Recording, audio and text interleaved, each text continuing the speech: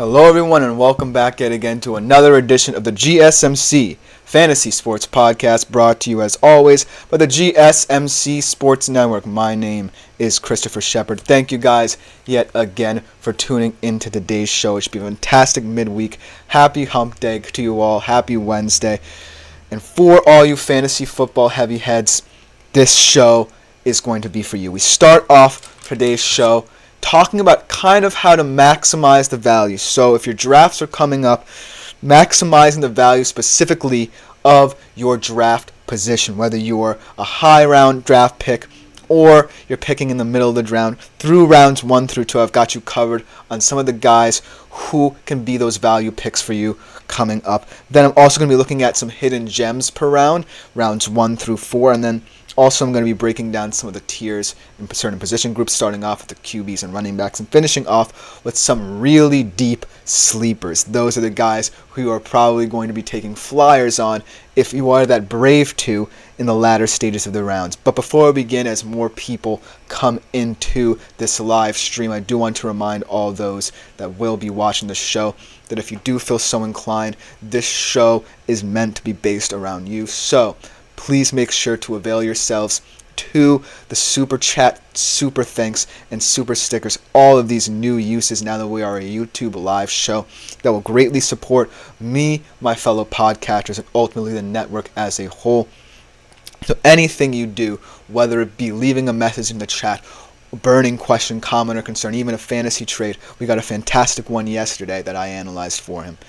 We will do everything to make sure that your viewing experience is great, and we want to keep you around as our faithful audience. So anything greatly appreciated using these super chats, super thanks, and super stickers that are available on YouTube. But without further ado, let us jump right into today's show, starting off with our first segment of the day being that maximizing value pick right here. And so what with the advent of fantasy football drafts is starting to come hot and heavy, drafting has always been seen as a certain philosophy concerning picks.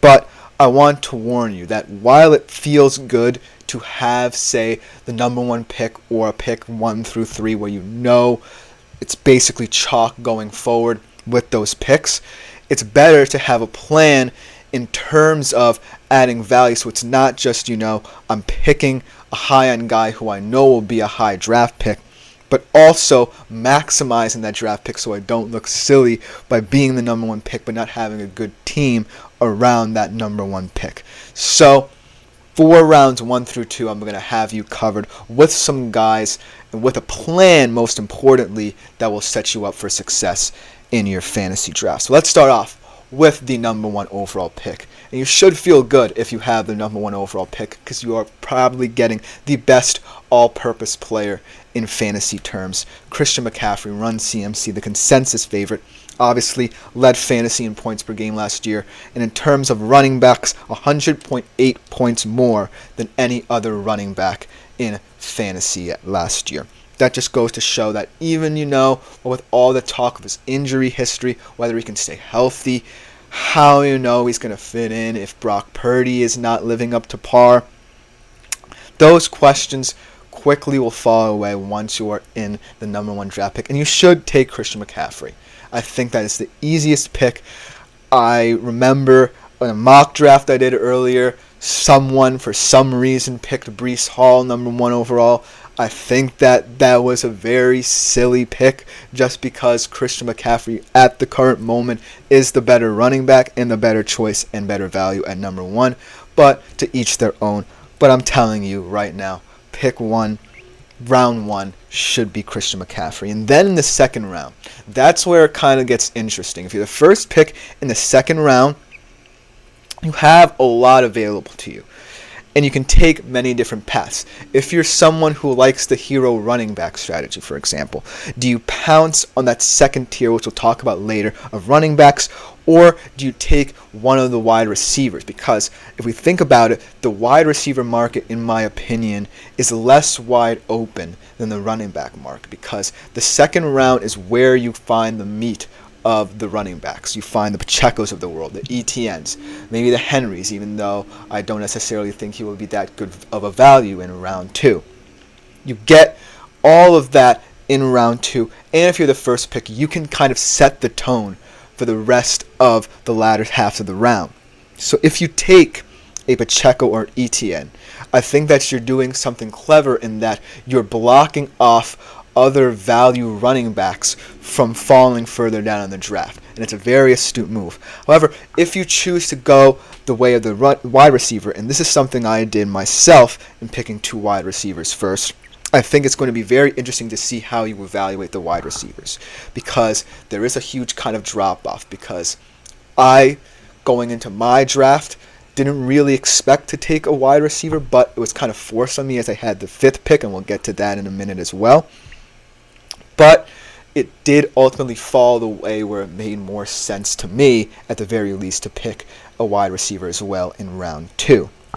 But going forward, I think that the value here is picking one of those second-tiered running backs to kind of set yourself up with 2 running backs, kind of the meat of your team going forward, most importantly for the season, and setting that foundation where now more people have less opportunity to steal kind of those players and those mindsets away from you. Let's go to pick 2, because pick 2 is where things get a little bit more wide open. You have your choice of either setting the tone as a hero running back draft by selecting Breece Hall, who already has had in his career over 25 games of 20 plus yards. I think that you can really set the tone if it's going to be a running back heavy draft you feel like, or you can pick one of the top 2 wide receivers in Tyreek Hill or CeeDee Lamb. And I think that if you choose either Hill or Lamb, that is where, more people will be attuned to your strategy. So I think picking Breece Hall here would be the biggest move moving forward for you, because it sets the tone that the running back market, will get pretty much swallowed up before the end of the second round pretty quickly. The wide receiver market, however, will linger a little bit should you choose to go Hall, and I think that's the most valuable pick. However, if you choose Tyreek Hill or CeeDee Lamb, it kind of muddies the path forward for more people to take risks on that second tier of wide receivers a little bit, because if you're taking a high-end wide receiver, that kind of means you're setting a weird tone, because like I said, the wide receiver market's more wide open, but it's ultimately up to you. It's just my opinion that Hall should be the second pick and not the first, like that one person in my mock draft. Then we get to pick 3. That's where you open up. That's where you could finally start to think about wide receivers as well, because it makes a lot of sense. The top 2 running backs are off the board.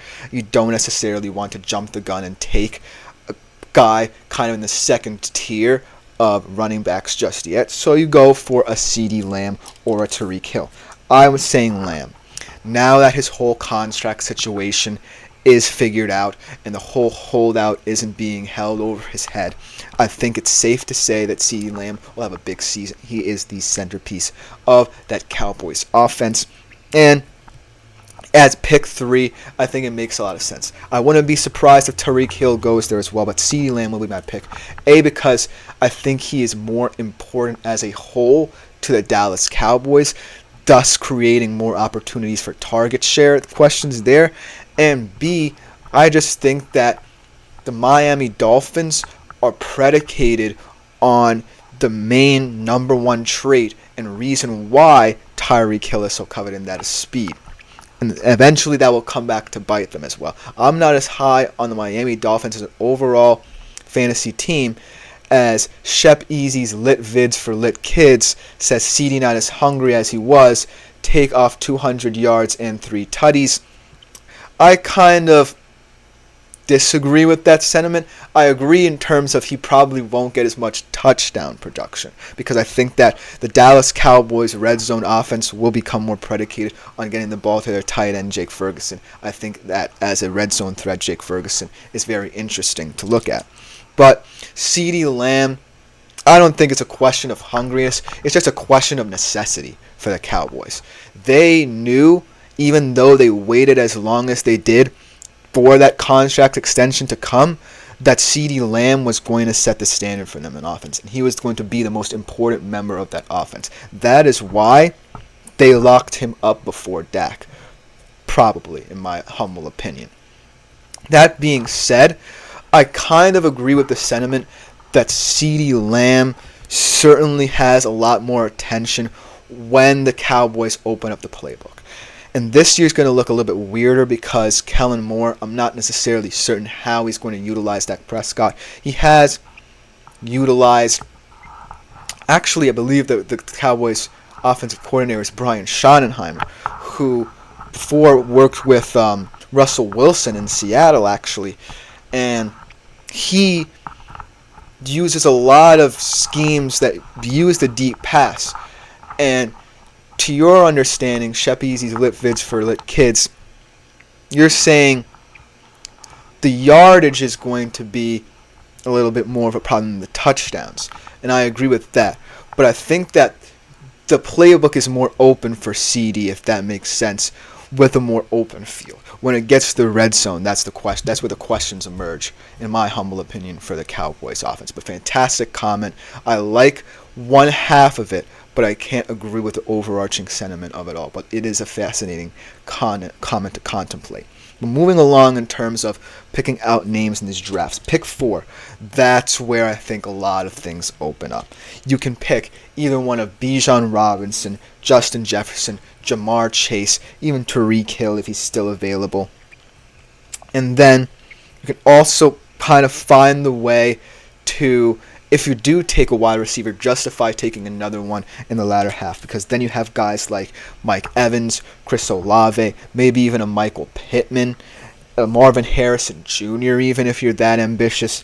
So I would say out of all of these, Jefferson would be the best pick at number 4 overall, because he kind of sets the precedent, as Shep Easy's Lit Vids for Lit Kids saying, I just think he is not a number 3. I believe you were alluding to CeeDee Lamb, so let's go back to CeeDee Lamb again. I think that in the realm of fantasy football, you aren't necessarily correct, but in real life, yes. CeeDee Lamb would not be viewed as a quote-unquote number 3 best wide receiver in the NFL. I think there are a couple guys better than him. I think that ultimately Tyreek Hill is better than him. Justin Jefferson, you can make the case for Jamar Chase, and you can make the case for a couple of guys. But analyzing this through fantasy football terms, I think the fact that when you look at the landscape of the Cowboys offense, and you look at how important he is in that regard to them, then translate to what that means as a wide receiver in fantasy, that kind of heightens his profile. I would say that you are correct in analyzing him just by seeing him in real life. Because if we were to compare him in real life to the people I've just mentioned, he wouldn't necessarily stack up.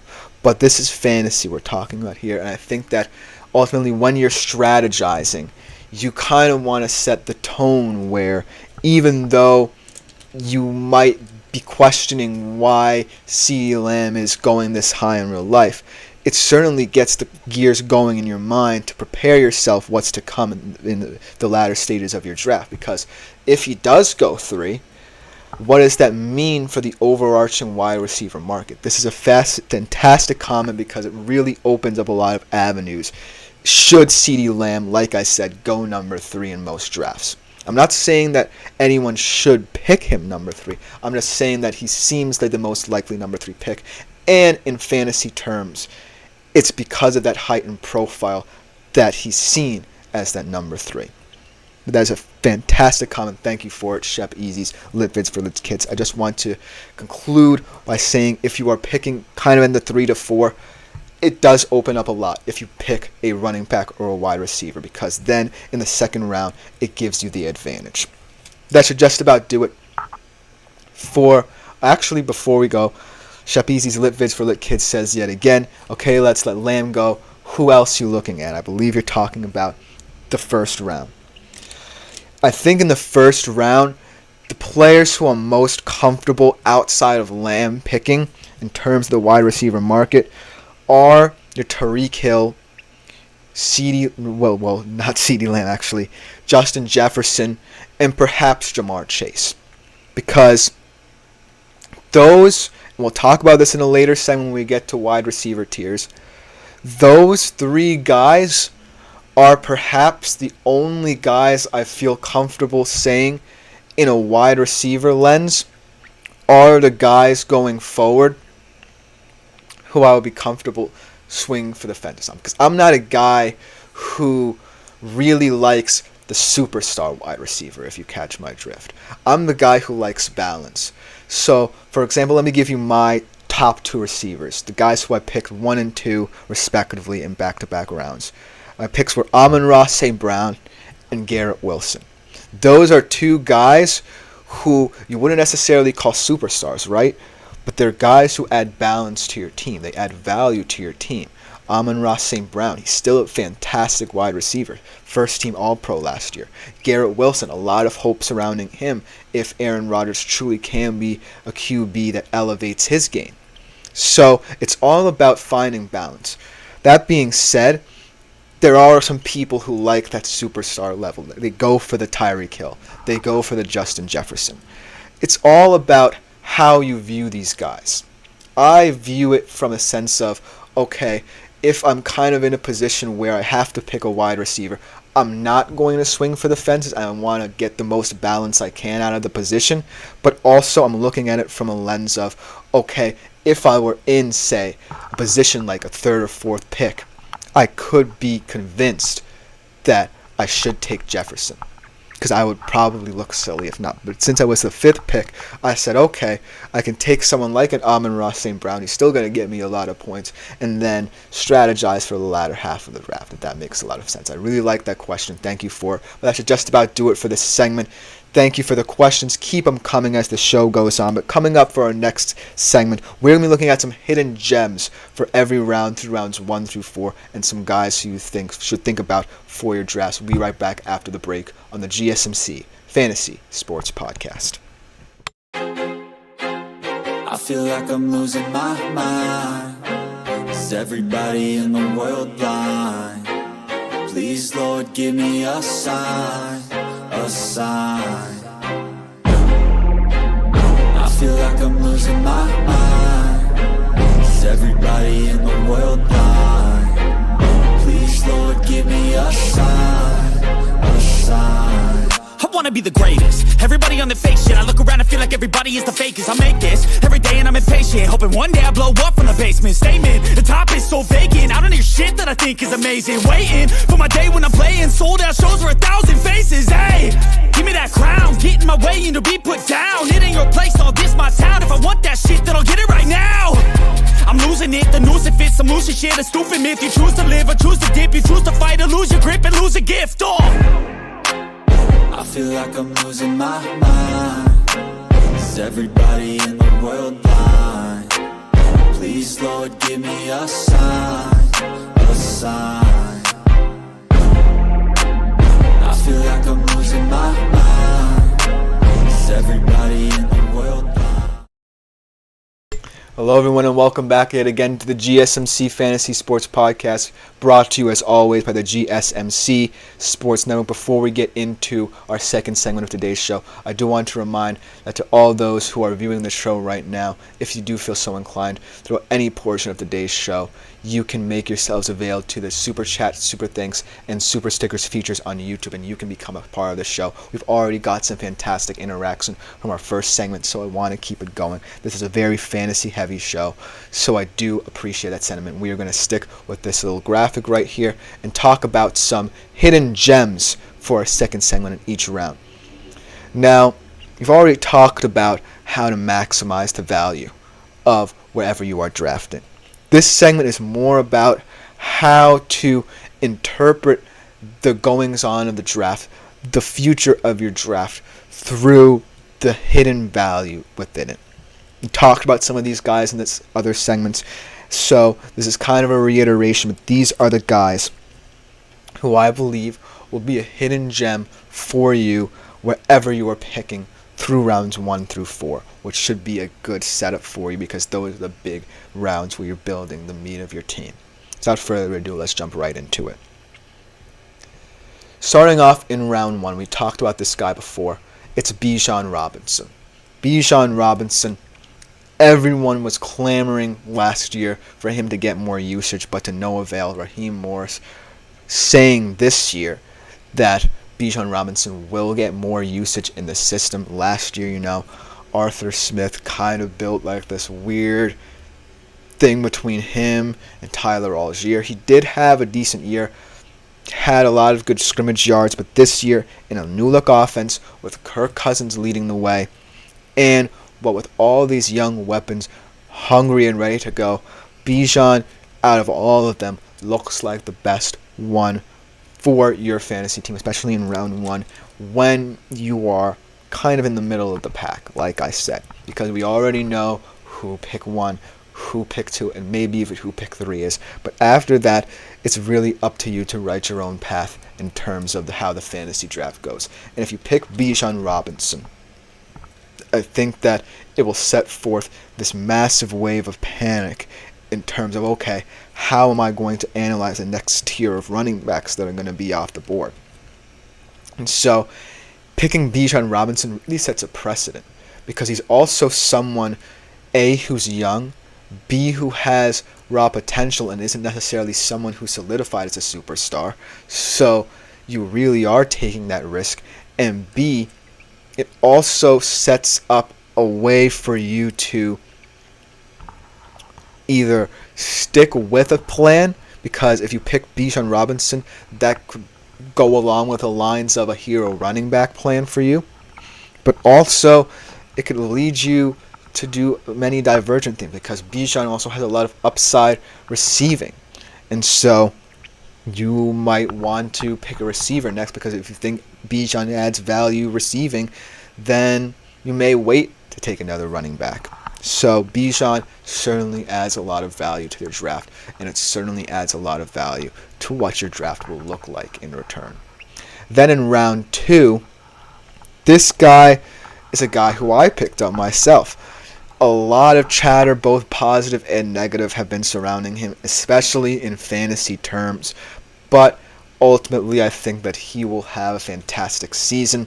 It is Garrett Wilson, because he is in that second tier of wide receivers, like I was saying. And the reason why he's so special is because when we think about those second tiers of wide receivers, where your Drake Londons, your Mike Evans, maybe your Chris Olaves come into play, these are all guys, apart from maybe Mike Evans a little bit, who have had inconsistent quarterback play but have still elevated their games. And Garrett Wilson stands out. Last year, let's talk about his target rate. He was 4th among wide receivers in targets. That's crazy. That's how much the Jets value him, even though they had the offense and personnel to really distribute the ball even more outside of him. So that was really stood out to me, and it should stand out in round 2 when the wide receiver market is going to be called into play here. And so Garrett Wilson kind of sets the tone for a style of wide receiver like I was talking about that adds balance to your team, because who knows if Aaron Rodgers will really be the guy that elevates Garrett Wilson's game.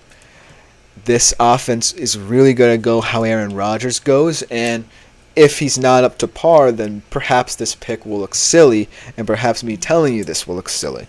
But Garrett Wilson is certainly someone to think about as we get into that second tier, second round of wide receivers, especially if you have already taken someone like a Bijan Robinson at the running back position and are starting to think, well, if I want to add more value in terms of getting a balanced wide receiver, then why not pick Garrett Wilson?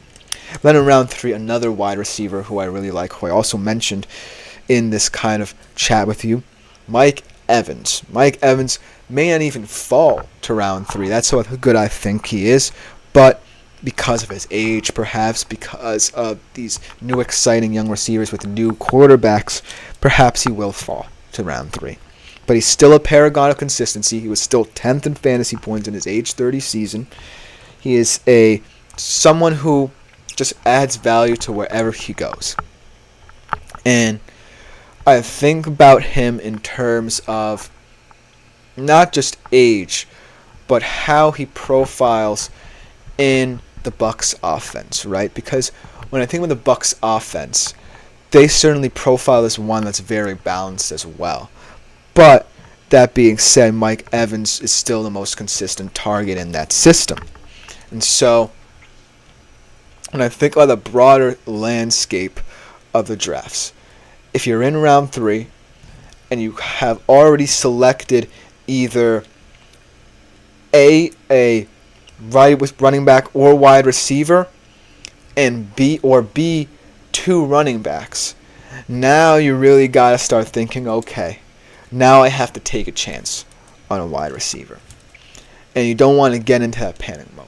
So having someone like Mike Evans, if he is still on the table, that will really help ease your mind if you have this idea of, okay, I really need to think about picking a wide receiver, but not someone who you know is just either overrated or someone who I'm underrating a little bit too much. So Mike Evans is kind of like the Goldilocks wide receiver. He's just right for where his average draft position has him.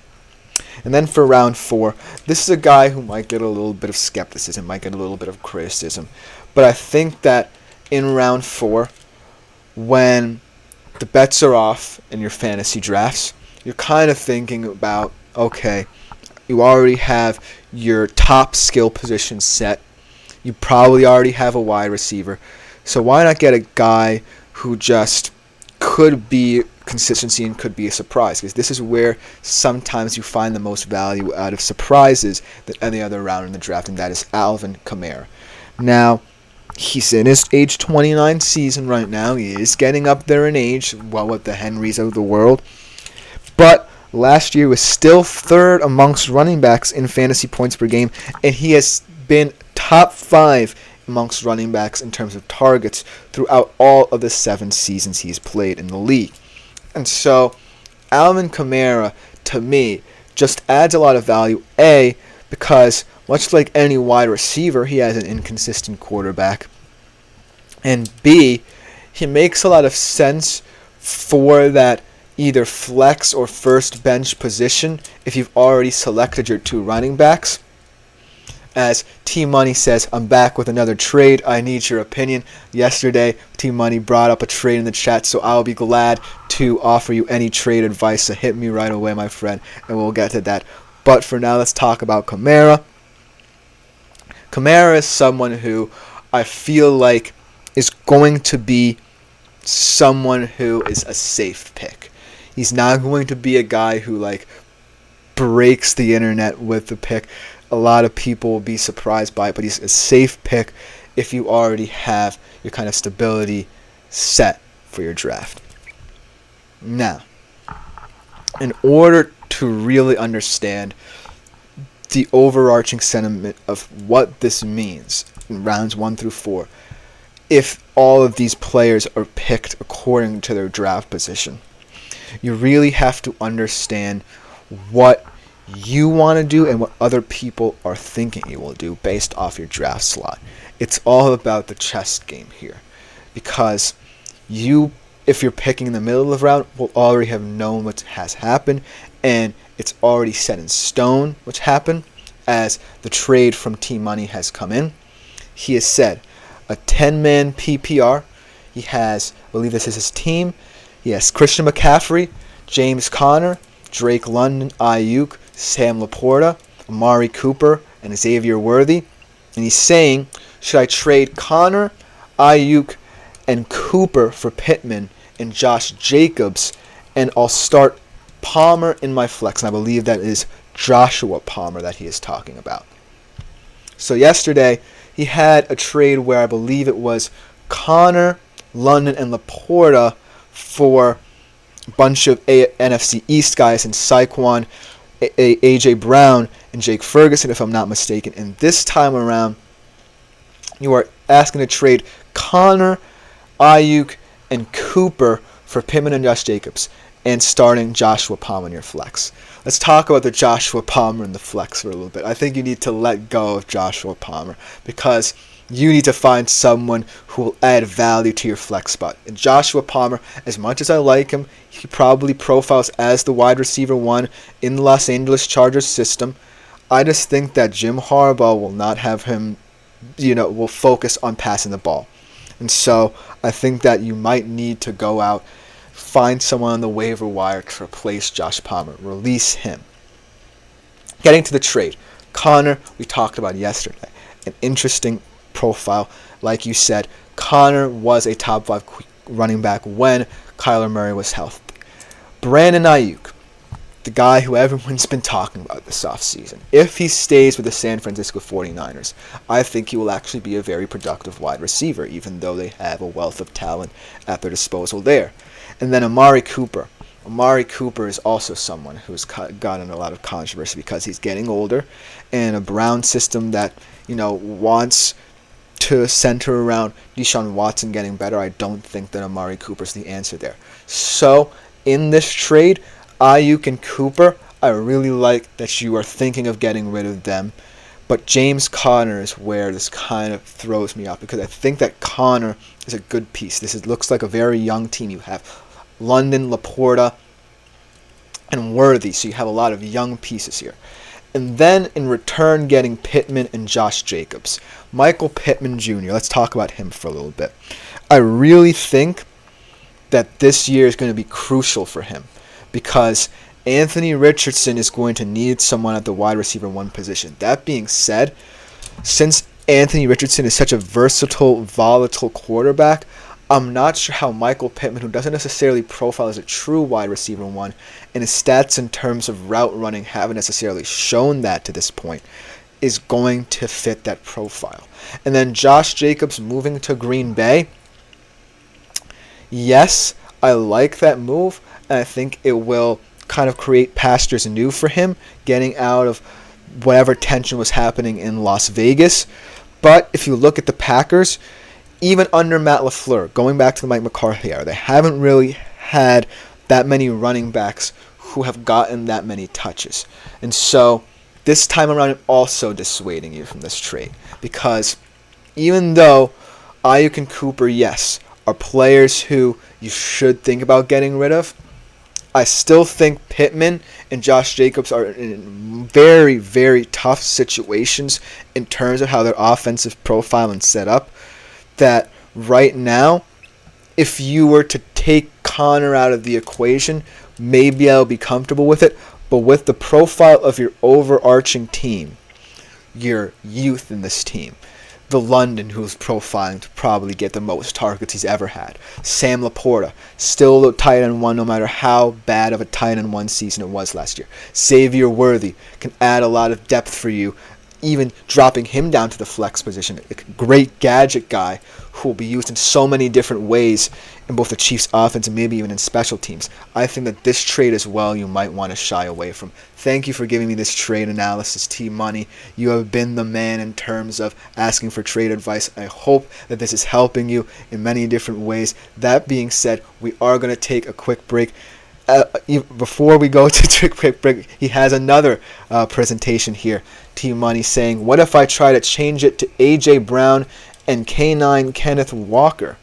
Now that trade will be interesting because we talked about A.J. Brown yesterday as well in that trade proposal.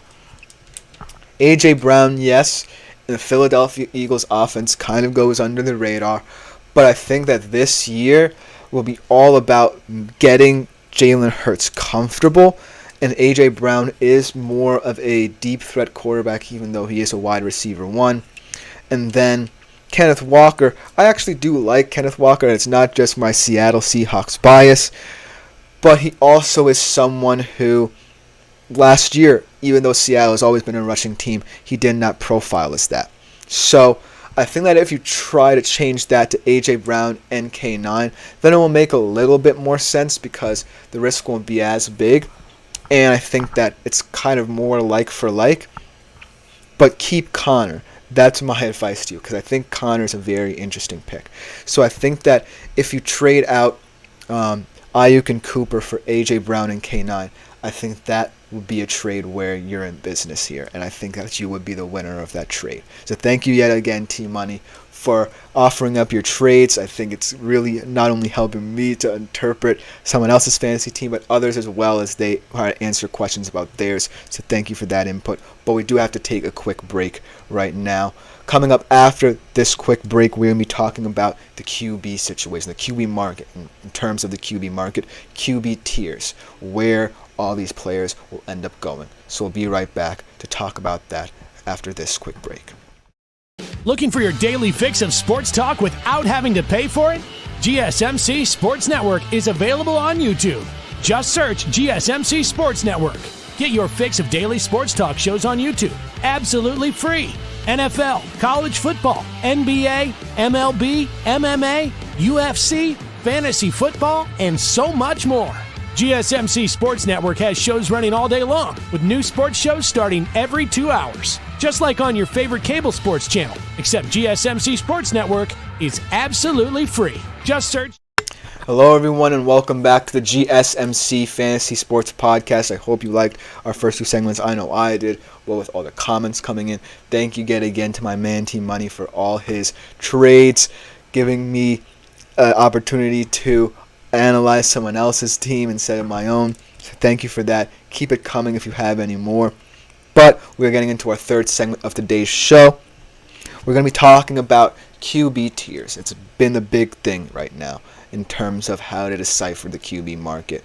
And you hear a lot, but that's not the right segment. We get the QB tiers here. We talk about QBs. We hear often, if you are in the fantasy football landscape and you have your ear to different pundits, even me, talking about the QB market, they say, pick a tier. Pick a tier of guys. You have to be comfortable with what you get. This year, especially, it's getting a little bit more crowded. So I hope that this segment will help you guys navigate whatever pratfalls you may face in determining how to choose the QB position, because like I said in previous episodes, there will be a lot of depth at this position going forward. Without further ado, let's talk about it. Obviously, let's start off with tier 1. Your no-brainers. Mahomes, Allen, Jackson, potentially Jalen Hurts.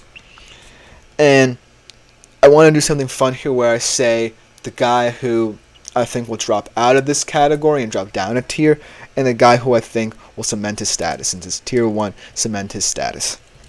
And I think the guy who cements his status, obviously Patrick Mahomes, but I think Hurts and Jackson have the most question marks in this tier out of anyone. We talked about Hurts, both highly and a little bit lowly in terms of where he stands in the fantasy landscape.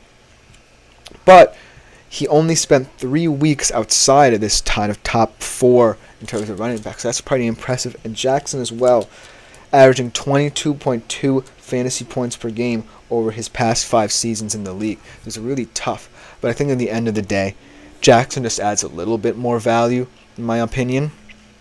Whereas Hurts is going to be in a season where he's going to face a lot of scrutiny in terms of getting back to what he was when he was an MVP candidate and trying to win a Super Bowl. So I think Hurts will drop down and Lamar Jackson will stay in this tier. But those 4 guys really are the cream of the crop. These are the guys you probably are going to get in round 6, round 7, early on. Then tier 2 is where it gets really interesting, because these are guys who either you're taking a little bit of a risk on, or you feel comfortable as a high-end QB1 or as someone who's a reliable backup. And in this tier, you have 2 guys going into their second year. One in Anthony Richardson, who hasn't even played that much. One in Stroud, who is trying to live up to what he did last year. Then you have guys like Kyler Murray, Joe Burrow, also a lot to prove, and Dak Prescott, who, might I add, was in the top 3 7 weeks out of last season. So he's a fantastic fantasy quarterback, especially in the regular season. But let's talk about guys who I think will drop out. I think when you look at it, Richardson probably is the guy who profiled as someone who will drop down a tier, just because we don't know much about him, even though if we did take that small sample size, he would have profiled as the QB1 in fantasy all of last year.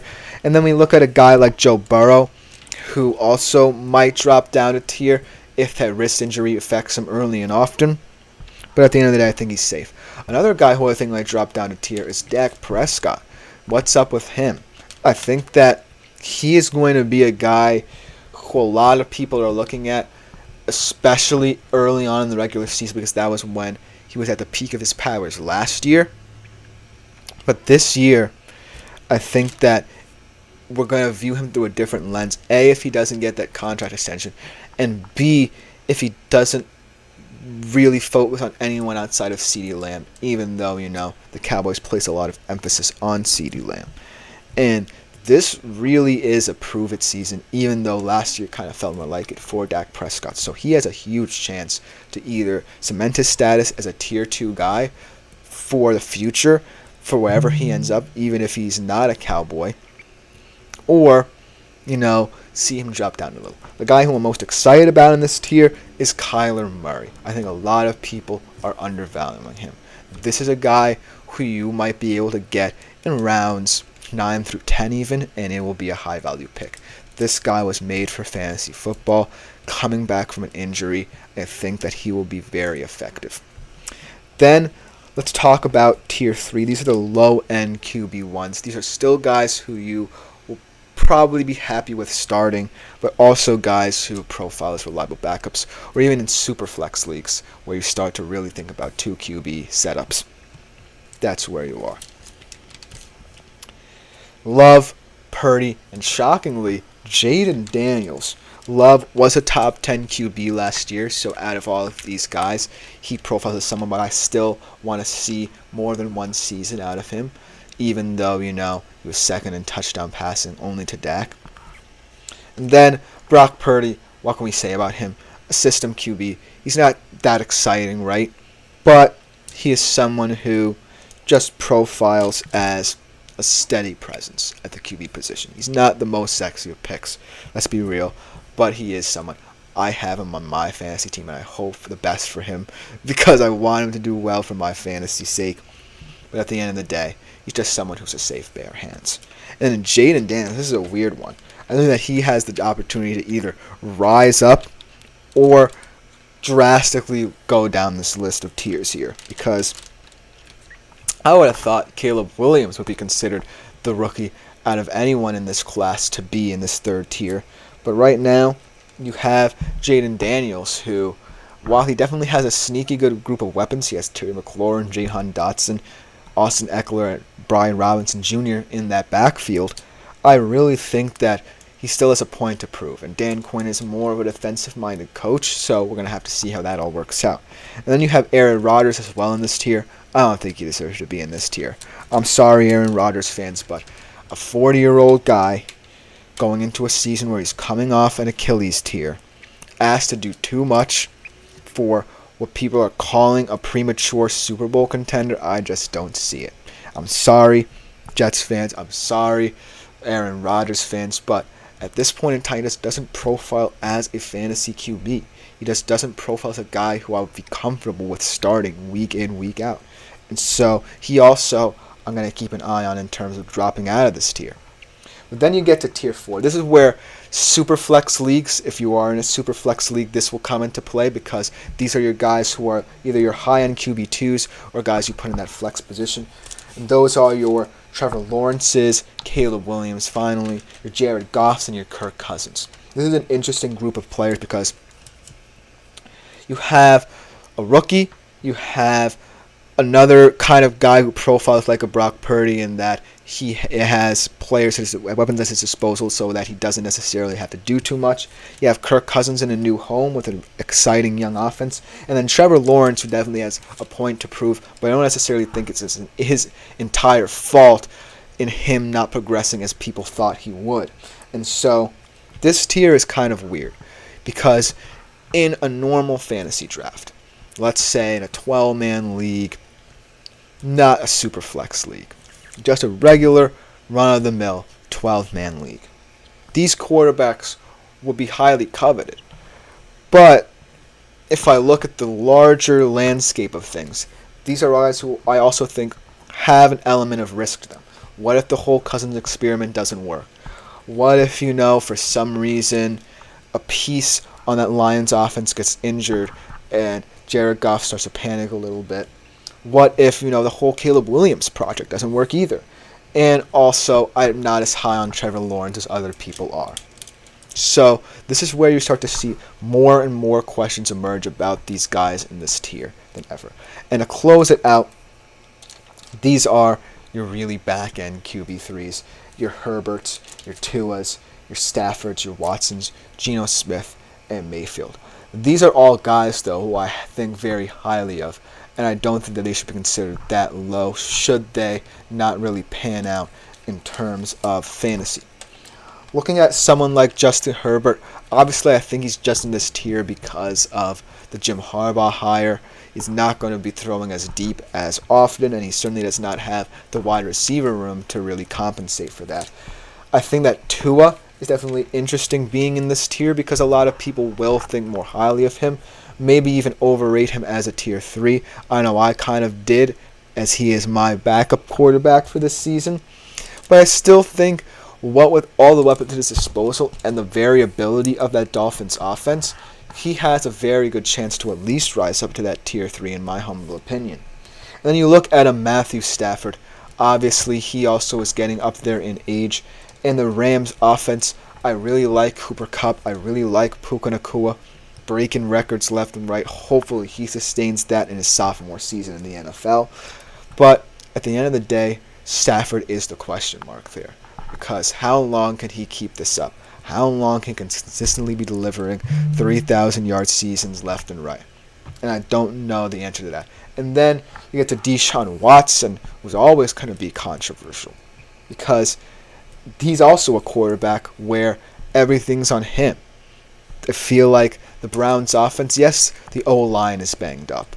Yes, you might get a compromised Nick Chubb later on in the year. Yes, your receivers are kind of getting up there in age, and the receiver you traded for doesn't necessarily profile as a guy who I think will succeed in this system. But I think the silver lining for someone who picks up Deshaun Watson is that he still has maintained his dual threat ability. He's still averaging about 5.2 yards per carry in terms of rushing as a QB, and that's a valuable asset. And if they can tap into that, I think that the Browns offense could be cooking here. And then Geno Smith and Baker Mayfield, two of my favorite QBs in the league and in this tier. Geno, not just because he's a Seahawk, but because, he is very up and down, very roller coaster ridey kind of QB. But at the end of the day, he's a very competent deep passer. Maybe not the best in terms of using his legs. He still does have that level to his game, but not prone to use it. But in this offense, look for him to get a lot of deep touchdown passes, get a lot of yardage in this offense, because what I'm hearing out of Seattle training camp is that Ryan Grubb has been very impressive in implementing his offensive game plan, and it has a lot of verbiage to it. And then Baker Mayfield, how can you hate this guy? I think that Baker just got disrespected just because the Browns were too late in realizing what his best assets were in the Bucs. Him under Dave Canales really was the secret sauce to unlocking the best of Baker Mayfield. Just get him into play action, and Mike Evans, Chris Godwin, a very balanced wide receiver group, Kate Otten, one of the more underrated tight ends in the league, and just let him cook. And I think that Baker Mayfield really just has a chance, along with, a guy like Geno Smith, to really elevate their game. And they're always going to be fun streaming options for you. At the end of the day, they may not start. But then, once we get into, say, the lower ends of the draft, you might, in a normal league, outside of the Superflex, be looking at guys like this. And that's the truth of the matter. But overall, let me know what you think of the comments about these QB tiers and whatever draft you are in and how you will think about them in the future. But we will be taking a quick break right now. Coming next, we talk about the running back position in terms of their tiers. We will be right back after the break.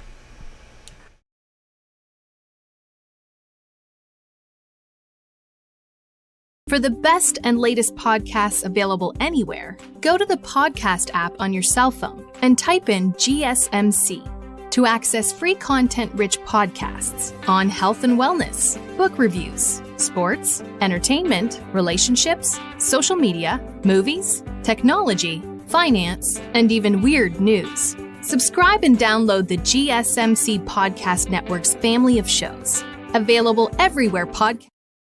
Hello everyone and welcome back yet again to the GSMC Fantasy Sports Podcast. We are in the home stretch of today's show.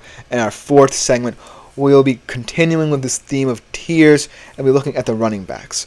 Now, the running back landscape is a little more set in stone in terms of how I profile them. As Poets, Seers, and Sages says, I didn't consider Geno before, but I might give him a second look now. Well, I'm glad that after that segment, Poets, Seers, and Sages, you will be considering him. I love him as a Seattle fan. I think him getting a second chance in this league is such a fantastic story, and he lived up to it. Also worked under Dave Canales, so that Smith and Mayfield connection and that Dave Canales connection really is what makes me like these guys. So I'm glad that you are considering Geno Smith, and it comes from me, Poets, Seers, and Sages, so thank you for the comment. But let's get into the running backs, because the running backs are more of an interesting commodity, because like I said, they aren't as set in stone in terms of ranking them in tiers as the QBs were. These are guys where you can kind of pick and choose your poison here, because a lot more people employ the hero running back system or zero running back system than any other kind of strategy in fantasy. And so, if you are going to be employing that system, your strategy is like, how do I leverage your picks in all these different rounds? Instead of, just going by tier and thinking, okay, now that I know who's gone, let me pick based on what tiers people are projecting these players as. So without further ado, let's kind of break down more round by round than tier by tier the running backs. Obviously, in tier 1 is Christian McCaffrey, class of himself. Like I said in the previous couple of segments, he is far and away the best running back, best all-purpose player, perhaps in the NFL, best fantasy player. Yes, the injury history, blah, blah, blah, but if you were picking round 1, pick 1, he is chalk. He is set in stone as the number 1 pick. Then, here's where it gets kind of interesting, because in the latter to mid stages of this draft, in your draft, you might be thinking about picking another running back. And if McCaffrey is already off the board, Hall and Robinson should be the next two guys to consider in the late to mid first round. And the reason why I think Breece Hall is kind of in this conversation is because he was third in scrimmage yards amongst running backs last year. And the reason why I think Bijan Robinson is in this tier is mainly because now feels like it's time to come alive in this offense. Now feels like the opportunity for him to really set the standard as being one of the best cornerstones for that Falcons offense. I don't think you can go wrong with either of these guys in the mid to late first round. Now, here's where things get even more interesting, because tier 3 is a clear drop-off from these three guys. We have CMC miles above everyone else, Hall and Robinson kind of in the middle, and then round 2 you get a little bit more open leverage here. So say you don't go along with the hero running back narrative, might wait a little bit. Then Jonathan Taylor, Saquon, Jahmyr Gibbs, and Derrick Henry become available to you. And I like all four of them, but the one who I'm really looking at right here is Jahmyr Gibbs. Now, we talked about Barkley yesterday a little bit. We talked about Jonathan Taylor on the show before, and we already know how I feel about Derrick Henry, especially in the Ravens setup. We haven't really talked about Jahmyr Gibbs. And I think Jahmyr Gibbs, even though the Lions are a team kind of centered around Ben Johnson, who have been getting the best out of Jared Goff, they also realize, even though they didn't do it in the NFC Championship game, sorry Lions fans, that they have value in the running game. Jahmyr Gibbs should have gotten the ball more in the NFC Championship game. I'm not harping on that. It's just a fact, because the Lions' run game is the very special sauce to what they do. It's not just all about, leveraging Jared Goff. it is about the running. And Jahmyr Gibbs in round 2 should go a lot higher than what people are expecting of him. Maybe even the first pick in the second round. So this tier is really up to your interpretation, because if you're one of those people who is willing to wait till round 2 when the running back market widens a little bit, then you should be comfortable with that sentiment. Then round 3 is your Pacheco's, ETNs, and Kyron Williams. And out of all of these guys, I actually don't like Kyron Williams as much as people are saying, just because he feels very much like a one-season wonder. I'm not sure how he will profile over more seasons in the Rams system, especially if Matthew Stafford leaves. I really think that people are underrating Isaiah Pacheco, though. I think that he adds a lot of value as a receiving back, and I think that Mahomes is starting to realize him as a weapon who may not be a traditional running back who can get in the open field explosively, but he is a guy who can get the job done. He's more of a workhorse guy. So if you do want that balance, you already have someone like a Hall or Robinson, let's say, Pacheco will be the pick for you. And then in rounds 3 through 4, that's where it opens up even a bit more. Mixon, James Cook, Josh Jacobs, Zamir White, a guy who I really like, Alvin Kamara. And let me talk about some of the pratfalls I faced in my draft. I ultimately drafted James Cook way too high. And I think that James Cook, even though he looks like in this new offensive setup for the Bills, like he will get a lot of targets and touches, I still think that he's not someone who, like me, you should be shrewd about and immediately going for. But at the end of the day, James Cook feels like someone who could be a steal. But a guy who I might fade out of this is Josh Jacobs, because I was talking about how the Packers are not necessarily a run-friendly system. I think that he's going to be used as a more smash-mouth back, and I think that's what he is right now. As he's getting older as well, he is becoming more smash-mouth oriented, more a physical guy, not a guy who can be that and also be explosive in the open field. But in terms of the running back tiers, I think that, like I said, it's not set in stone, but it's more about how the draft pans out. Let's say you have, say, the 6th or 7th pick in the first round.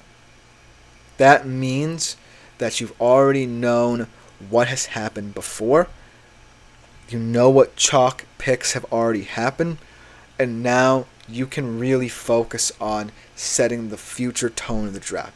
You really have more power than people who are picking 1 through 3, because you have the power to take the draft in a different direction.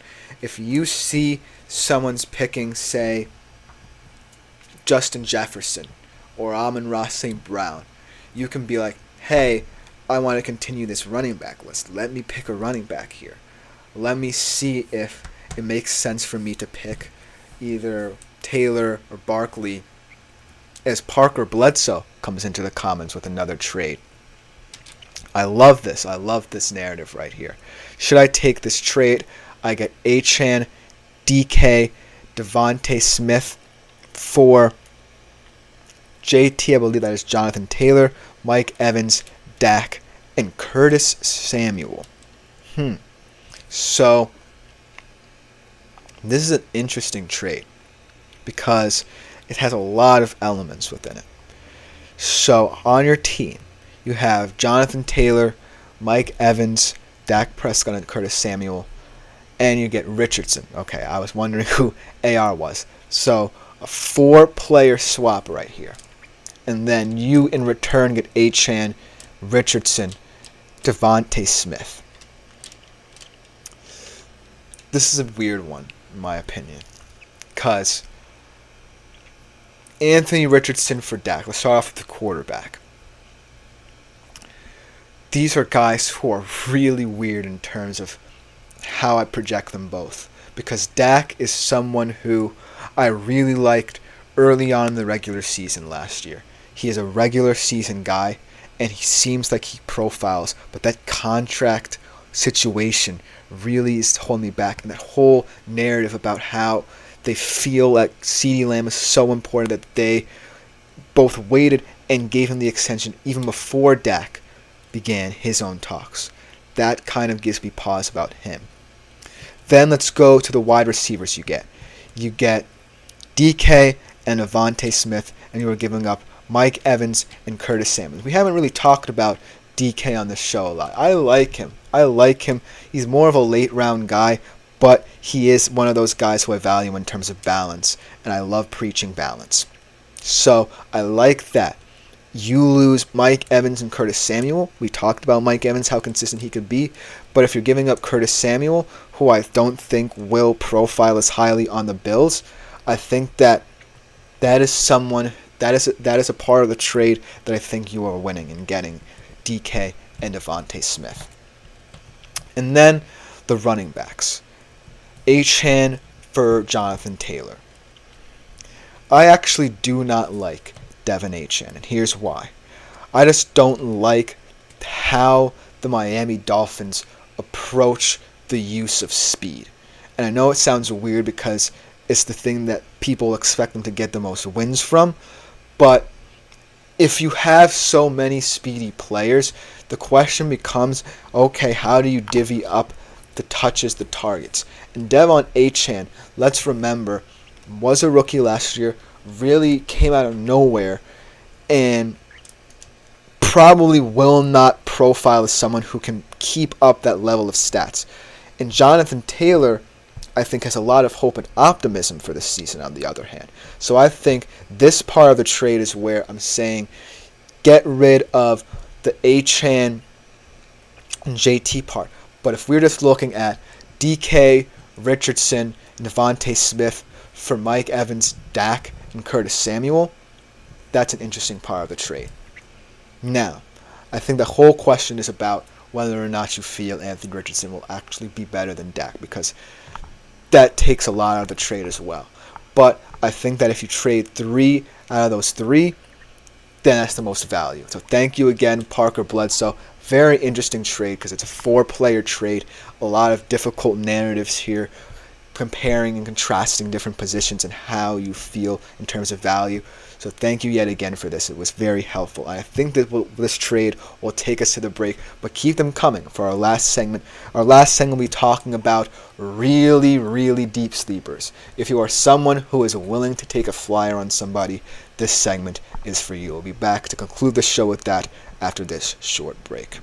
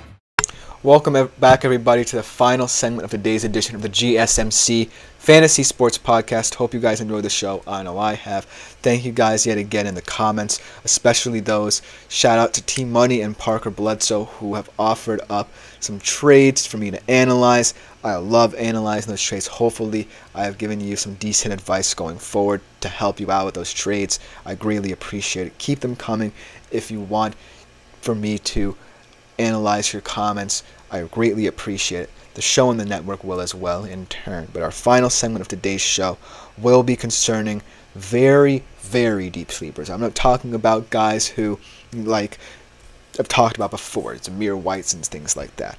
I'll talk about guys who I haven't talked about, haven't even deigned to talk about because, well, a lot of people would have been very shocked, skeptical, maybe even mad at me mentioning them in terms of being deep sleepers. But if you are ambitious, if you do like taking flyers in late rounds, like 10 to 12, then this segment is for you. So without further ado, let's jump right into today's final segment.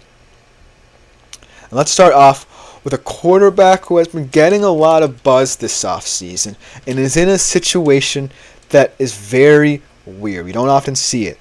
A team who has picked up a quarterback in the offseason, acquired a quarterback, goes out and drafts another quarterback. Of course, the guy I'm talking about is Michael Penix Jr. A lot of you probably getting very skeptical, like, how is a guy who might not even start this year any games be a deep sleeper?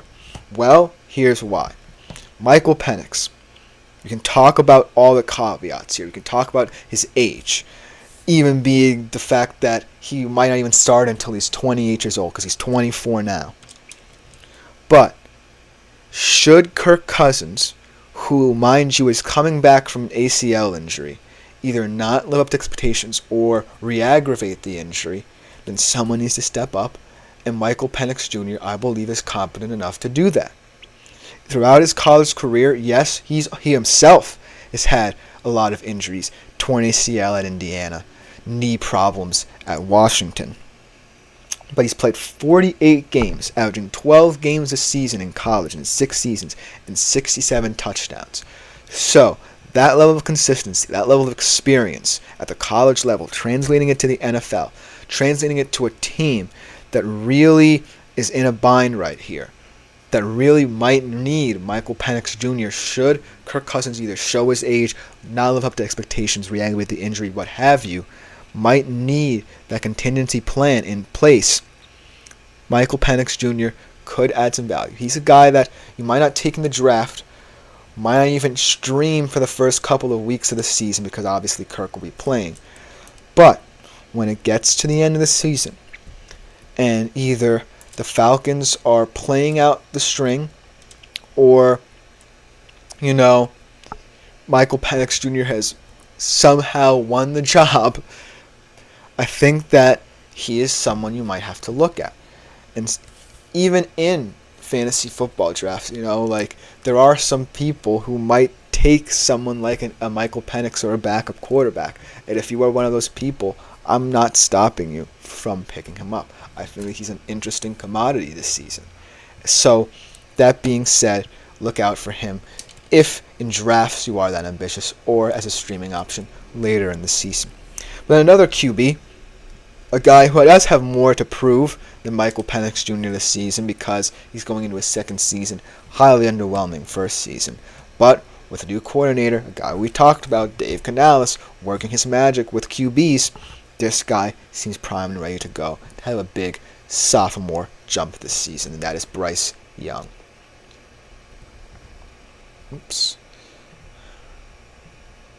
I think that Bryce Young is really set up this year for success. I think that he has weapons now in Deontay Johnson, Xavier Legette, interesting profile there, Dave Canales, QB whisperer.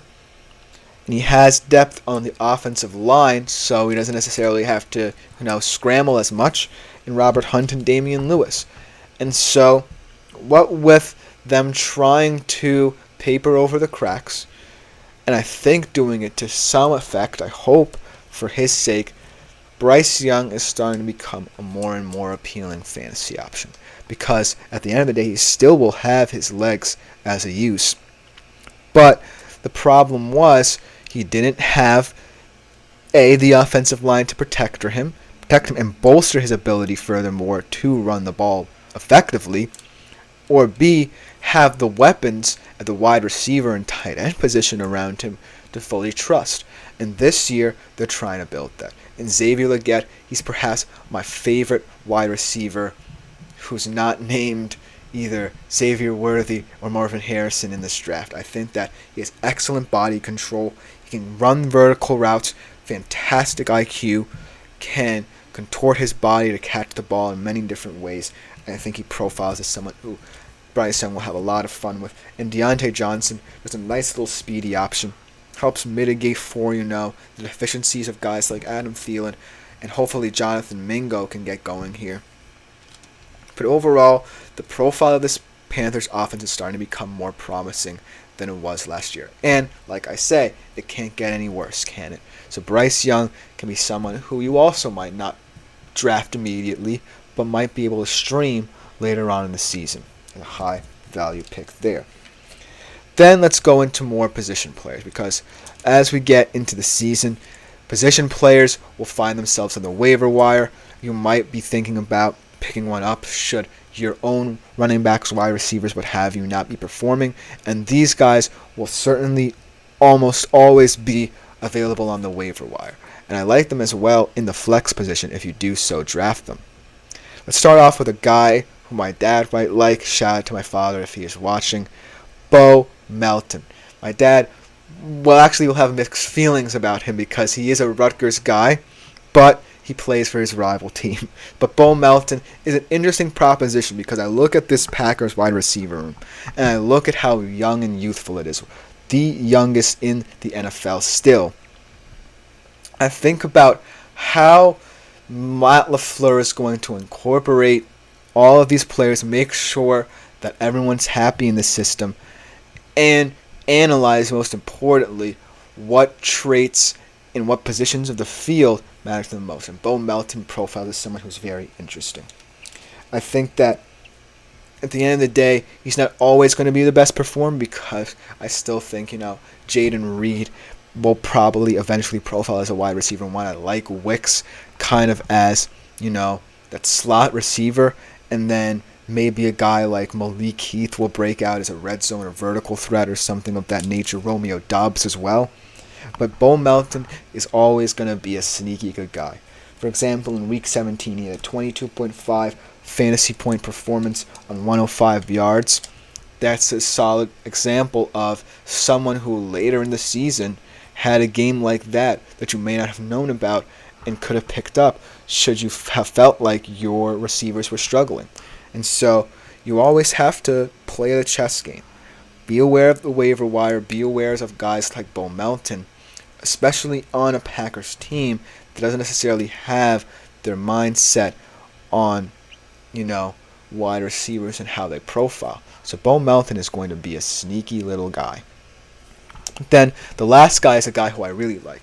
We've talked about this running back room and what it's looked like in prior years compared to this year. And this guy I hope doesn't sneak under the radar just because Derrick Henry is there. And that is Keaton Mitchell. Keaton Mitchell is someone who I really think should not go underestimated in this Baltimore Ravens offense. I hope and pray that Greg Roman will still utilize him to some effect.